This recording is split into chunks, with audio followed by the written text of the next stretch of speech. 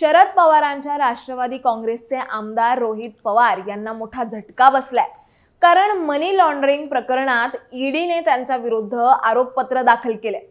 खरं तर हा गुन्हा मुंबई पोलिसांच्या आर्थिक गुन्हे शाखेने 2019 साली नोंदवला होता। त्यामुळे महाराष्ट्राच्या राजकारणात सध्या एक प्रश्न सर्वांच्या मनात घुमतोय आणि तो म्हणजे आमदार रोहित पवार यांच्या विरुद्ध ईडीने दाखल केलेल्या आरोपपत्रामागील नेमकं सत्य काय आहे।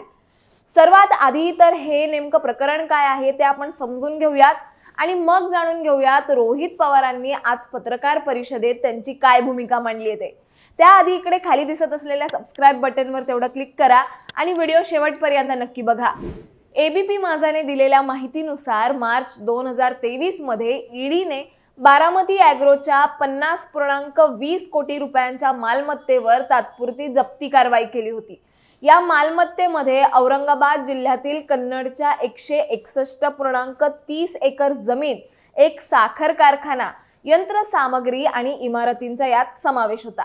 ईडीचा असा आरोप आहे की ही मालमत्ता मूळतः कन्नड सहकारी साखर कारखाना लिमिटेड म्हणजेच कन्नड एसएसके यांच्या मालकीची होती। मात्र ती बारामती ॲग्रोने कथित बनावट लिलाव प्रक्रियेतून खरेदी केली।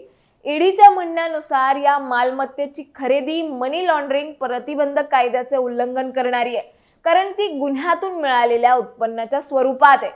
खरं तर ईडीचा तपास हा मुंबई आर्थिक गुन्हे शाखेने ऑगस्ट 2019 मध्ये नोंदवलेल्या एफआयआर वर आधारित आहे।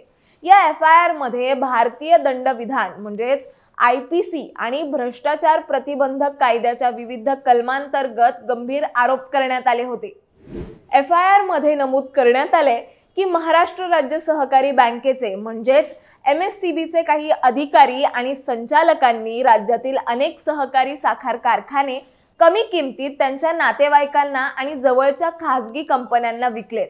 या विक्री प्रक्रियेमध्ये कोणतीही पारदर्शकता नव्हती आणि कायदेशीर औपचारिकताही पाळण्यात आलेली नव्हती।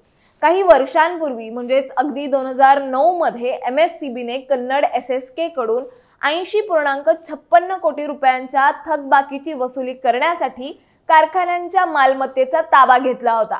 त्यानंतर संशयास्पद मूल्यांकनाच्या आधारे बँकेने अत्यंत कमी राखीव किमतीत लिलाव प्रक्रिया राबवली। ईडीचा असा आरोप आहे की ही लिलाव प्रक्रिया अनेक गंभीर अनियमिततेने भरली होती। सर्वाधिक बोली लावणाऱ्या प्रतिस्पर्ध्याला दुर्बल आणि विवादित कारण देऊन अपात्र ठरवण्यात आलं होतं, तर बारामती ॲग्रोशी संबंधित व्यक्ती ज्यांची आर्थिक पात्रता आणि अनुभव संशयास्पद होता त्यांना लिलावात सहभागी ठेवण्यात आलं, अशी माहिती एबीपी माझाच्या वृत्तात लिहिली आहे। पुढे ईडीच्या तपासानुसार या प्रकरणात आतापर्यंत 3 वेळा तात्पुरत्या जप्तीचे आदेश जारी करण्यात आले असून एकूण 121.47 कोटी रुपयांच्या मालमत्ता जप्त करण्यात आल्या। या जप्तीला आता अंतिम मान्यता मिळाल्यानंतर ईडीने न्यायालयात पुरवणी आरोपपत्र दाखल केलंय। शरद पवारांच्या राष्ट्रवादी काँग्रेसचे आमदार रोहित पवार आणि काही इतरांविरुद्ध ही पुरवणी आरोपपत्र सादर करण्यात आले। रोहित पवार यांचं नाव आरोपी म्हणून आरोपपत्रात नमूद करण्यात आल्याने हे संपूर्ण पवार कुटुंबांसाठी एक मोठा धक्का मानला जातोय। तर ही होती प्रकरणाची डिटेल्ड माहिती। यावरून एक अंदाज लावला जातोय आमदार रोहित पवार यांच्या अडचणी आगामी काळात वाढण्याची शक्यता आहे। आता ईडीने आरोपपत्र दाखल केल्यानंतर रोहित पवार यांनी आज पुण्यात पत्रकार परिषद घेत यावरती सविस्तरपणे भाष्य केलंय। या प्रकरणी आम्ही न्यायालयात लढाई लढणार आहे। सेशन कोर्टापासून सुप्रीम कोर्ट पर्यंत आम्ही लढाई लढणार आहे। आम्ही पळून जाणार नाही, आम्ही लाचार होणार नाही, असंही पुढे रोहित पवार यांनी म्हटलंय।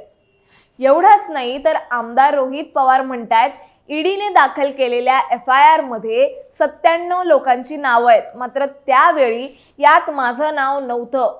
97 लोकांचं नाव बाजूला ठेवून माझ्या एकट्यावर कारवाई करण्याचे प्रयत्न राजकीय दृष्टिकोनातून झालाय। माझा आवाज दाबण्याचा प्रयत्न सरकार आणि त्यांच्या एजन्सीच्या माध्यमातून झालाय। यात मुद्दाम माझं नाव घेतलं गेलंय, असं आमदार रोहित पवारांनी यावेळी म्हटलंय। शेवटी काय, महाराष्ट्र राज्य सहकारी बँक घोटाळा प्रकरणाने पुन्हा एकदा राज्याच्या राजकारणात खळबळ माजवली। रोहित पवार यांच्यावरील ईडीचे आरोप, त्यांची न्यायालयीन लढाईची तयारी यामुळे हे प्रकरण आणखीनच चिघळलंय। परिणामी या प्रकरणामागील खरं सत्य काय आहे हे येत्या काळातच स्पष्ट होईल। तुम्हाला याबद्दल काय वाटतं हे आम्हाला कमेंट्समध्ये नक्की सांगा आणि अशाच माहितीपूर्वक व्हिडिओ बघण्यासाठी लगेचच सबस्क्राइब करा प्राईम टाइम महाराष्ट्रला।